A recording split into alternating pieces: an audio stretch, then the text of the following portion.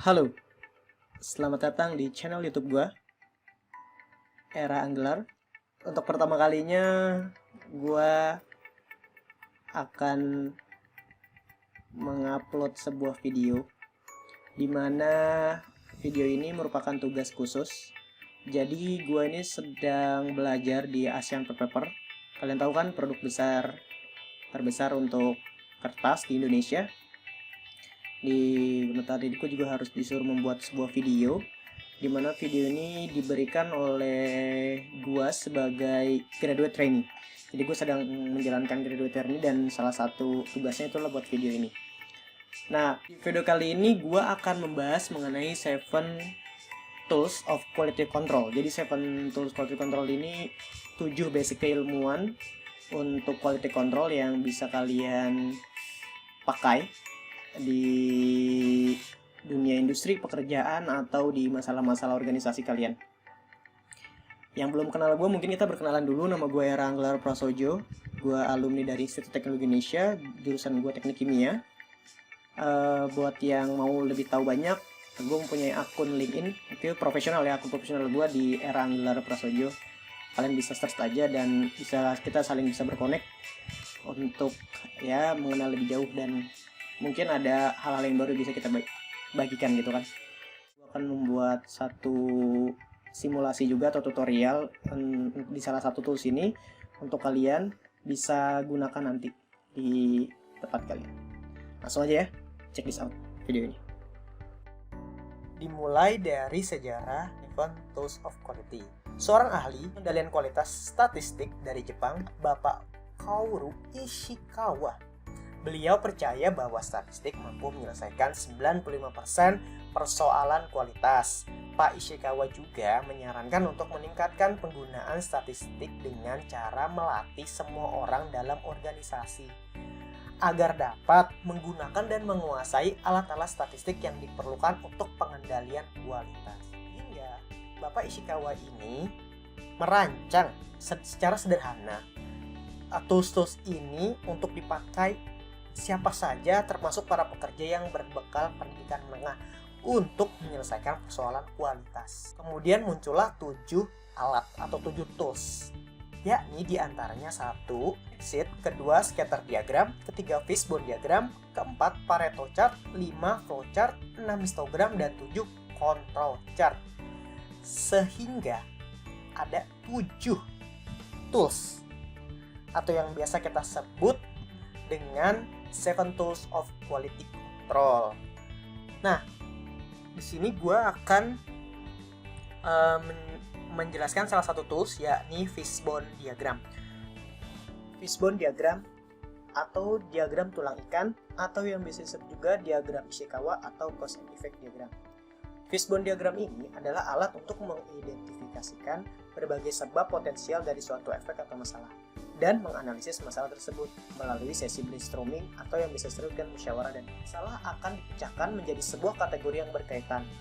Nah, teman-teman bisa gunakan bantuan 5M1E atau yang biasa kita sebutkan manusia, material, mesin, metode, dan environment. Atau di dalam bidang marketing, kalian bisa bantuan yaitu ada 4P: product, price, promotion, and place. 5M, 1E, dan 4P ini kalian bisa gunakan untuk merancang fishbone diagram kalian sendiri. Oke, langsung aja nih, kita akan ngebuat tutorial dengan menggunakan Minitab 18. Nah, buat teman-teman ingin membuat fishbone diagram, tidak harus menggunakan Minitab 18. Kalian juga bisa gunakan Microsoft Excel, atau kalian bisa gambar sendiri di kertas kosong. Intinya, kalian harus mengetahui masing-masing penyebab dan akibat apa yang terjadi di dalamnya. Hari ini, saya akan mencoba membuat diagram cause effect, di mana efek yang saya masukkan yakni adalah membuat kopi dengan rasa yang tidak enak. Nah, atas efek itu, saya membuat cause-nya atau karena-karenanya atau akibat-akibatnya. Mengapa sebuah kopi itu dianggap tidak enak? Yang sudah saya katakan sebelumnya, di dalam Fishbone ini kalian bisa bantuan 5M1. Oke, dan saat ini saya gunakan itu. Yang pertama, di kolom pertama adalah man atau orang. Orang ini ada 4 hal yang membuat seseorang ini tidak mampu membuat kopi dengan baik. Yakni tidak terlatih, memiliki rasa selera yang rendah, terus kurang pengalaman dan tidak menguasai alat. Selanjutnya ada measurement atau perhitungan-perhitungan yang digunakan sehingga membuat kopi itu tidak enak atau tidak enak. Yang saya masukkan di sini adalah takaran kopi, takaran gula, takaran creamer, takaran susu, suhu yang tidak sesuai, dan takaran air. Tentunya yang namanya perhitungan itu bisa lebih dan bisa kurang. Nah, hal yang bisa lebih dan kurang ini bisa membuat sebuah kopi tidak enak loh. Yang ketiga, material. Dalam membuat kopi tentunya kita membutuhkan bahan-bahan, diantaranya kopi.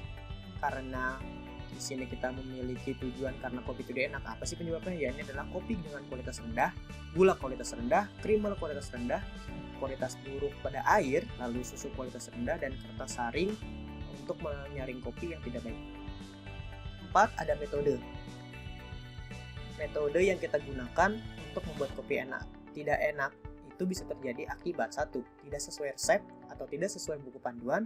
Yang ketiga, kesalahan dalam metode. Yang keempat, mengadukkan terlalu cepat. Yang kelima adalah mesin.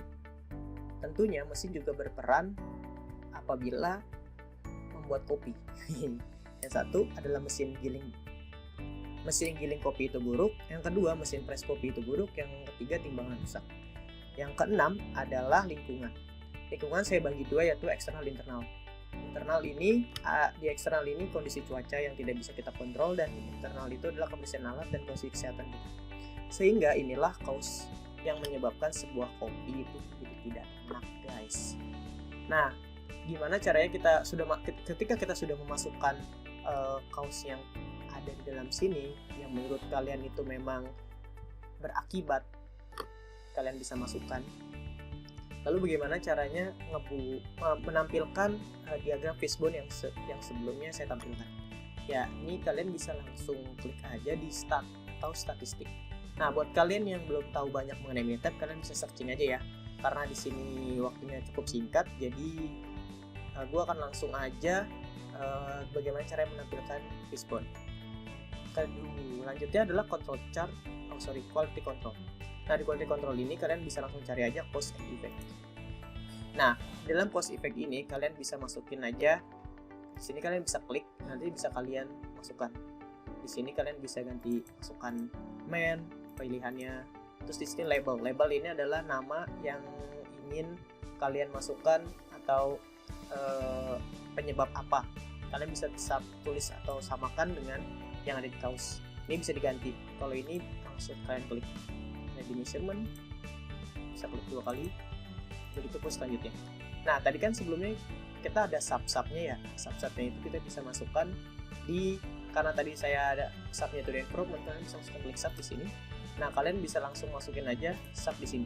Nah, kebetulan di sini ada pilihannya, ada sub internal dan sub external, dan kalian kan bisa langsung masukkan aja. Nah, efeknya apa? Kopi tidak enak. Titelnya apa atau judulnya diagram cause effect. Langsung di sini kalian bisa oke aja. Nah, otomatis dia akan langsung menampilkan. Kalian bisa klik. Nah, di sini adalah diagram cause effect, di mana garis merah merupakan garis tengah yang menyebabkan efek dari penyebab-penyebab yang sudah kita sebutkan. Nah, di sini ada environment, metode, mesin, material, man, dan measure. Jadi sebut masing-masing. Dan ada garis sebelah sini, ini adalah garis sub atau bagian lain dari masalah di internal dan bagian lain di eksternal. Nah, buat teman-teman yang memang kalau menemukan hal masalah lain di antara ini, kalian bisa langsung masukkan aja ke sub. Mungkin itu aja dari gua. Kalau misalnya kalian masih bingung atau kalian mau didiskusikan, kalian bisa komen di bawah ini. Dan terakhir dari gua, tetap stay hungry and stay foolish. Sampai ketemu di video selanjutnya.